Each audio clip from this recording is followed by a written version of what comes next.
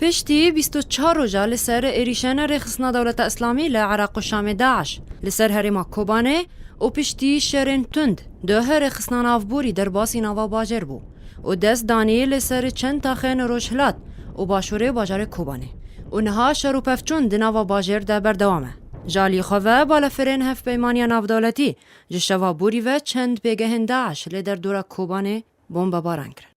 روانگاه سوریه مافی مروان را گهاند گو شوابوری و پشتی شهر و پفچونک تند دناوره هزینیه پکی ین بسر پارتیا پیاده و چکدارن داعش رخصنا داعش کدد ناوا باجرده و نها شهر و پفچون لتاخین روشهلات و روژاوای باشور باجار کوبانه لتاخکانی عربان و کروم و چادا 48 بردوامه گود انجام ده گله کشتی و بریندار جه هر دو آلیا کتنه و ده همان دمه ده داعش دانیل سر چند آواهی و نخوشخانکی لدر دورا روژاوای باجر و نها شر کولانا دناوا باجر ده درکتیه.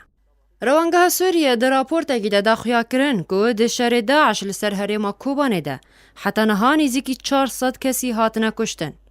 دناوا وان کشتیا ده 219 جچک دارن داعشنه و 163 جهزنیه پکینه و 20 سویلن.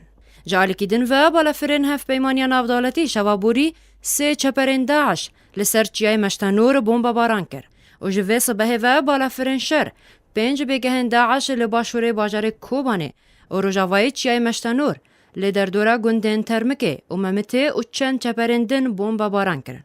گود انجام ده چند چکدارن داعش هات نکشتن. لگوری چالکوان میدانی گوش دو و ترس کتی دناوا خلکین باجار کوبانه ده. او زیده 2000 کسین سویل جه نوا باجر رویانه و بر خدانه سینور ترکیه. جبو برنامه آرک حلب چه سعدون.